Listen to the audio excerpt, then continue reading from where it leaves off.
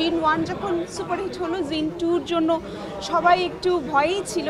জিন 2-র এরকম একটা নবীন ইউথফুল টিমের সাথে কাজ করতে পারলাম। আমার একটা ফ্যাসিনেশন কাজ করে মর্গের প্রতি। আমার খুব ইচ্ছা আছে মর্গে যাব, সামনে থেকে দেখব। আমি আপাতত এখন পর্যন্ত সালামি পাই নাই। কল্পনাটাকেই আমি ভীষণভাবে সাধুবাদ জানাই, কারণ জিন 1 যখন সুপারহিট হলো, জিন 2-র জন্য সবাই একটু ভয়েই ছিল, কিন্তু আজিজ ভাই এটা নিয়ে একেবারেই খুবই কনফিডেন্ট ছিলেন এবং পুরো টিম ভীষণ কনফিডেন্ট ছিলেন। এবং যখন আমাকে সাজ্জাদ আজিজ ভাইকে বলে যে নশো আপু একটা চরিত্র করুক, আমরা অতিথি চরিত্রটা নশো আপুকে ভাবি, সো আমি যখন এইটা শুনলাম এবং স্ক্রিপ্টটা পড়লাম, আমি ভীষণভাবে দারুণভাবে উৎসাহী হলাম এবং জিন 2-র এরকম একটা নবীন ইউথফুল টিমের সাথে কাজ করতে পারলাম। সো এইটা যে এরকম একটা রেসপন্স আসবে সেটা আমি আগেই জানতাম এবং স্পেশালি আমি সুপ্রভাতকে স্বাগতম জানাতে চাই আমাদের এই ইন্ডাস্ট্রিতে, কারণ ও ভীষণ ভালো করেছে, ভীষণ সবাই ভালো করেছে, কিন্তু সুপ্রভাত দারুণ ভালো করেছে।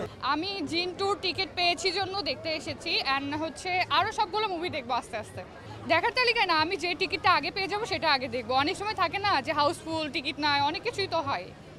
আগেরবার দেখার ইচ্ছা ছিল সাকিব খানের যে লাস্ট মুভিটা ছিল প্রিয়তমা, বাট আমি টিকিট পাই নাই। দ্যাটস ওয়াই আমার ঈদের দিন দেখা হয় নাই। ওই যে মর্গ, আমার একটা ফ্যাসিনেশন কাজ করে মর্গের প্রতি। আমার খুব ইচ্ছা আছে মর্গে যাব, সামনে থেকে দেখবো, আমার অনেক ইন্টারেস্টিং লাগে।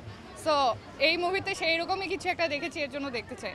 আর অন্য আমার ছোট থেকেই অ্যাক্সিডেন্ট হওয়া লাশগুলা, তারপরে অস্বাভাবিক মৃত্যুগুলা আমি অনেক এনজয় করি। আমি আমার বাবার সাথে কোলে করে যেয়ে দেখতাম যে এই মানুষটা কীভাবে মারা গেছে। সো অনেকে থাকে না ভয় পায়, আমি এই জিনিসগুলো অনেক এনজয় করি। আজকে যেহেতু ঈদের দিন, কত সালামি পেলেন? সালামি আমি ঈদের আগে দিয়েছি, বিকজ বেশিরভাগ দেখা গেছে ঈদে বাসায় চলে গিয়েছে, সো আগে আমার থেকে নিয়ে নিছে। আমি আপাতত এখন পর্যন্ত সালামি পাই নাই, বিকজ আমি মাত্র বের হয়েছি, মুভি দেখলাম, এখান থেকে বের হয়ে কালেক্ট করব।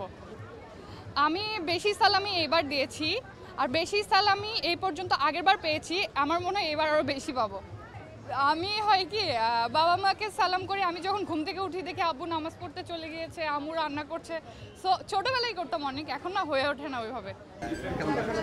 ভীষণ ভালো লাগছে, কারণ ধরেন আমরা যে আসলে একটা সিনেমা করি সেটার পেছনে কিন্তু যখন করি তখন আমাদের ভেতরে কনফিডেন্সের সাথে সাথে কিন্তু অনেক ধরনের টেনশন কাজ করে, কারণ এইভাবে ধরেন এই ধরনের সাবজেক্ট নিয়ে ঈদে ছবি রিলিজ করা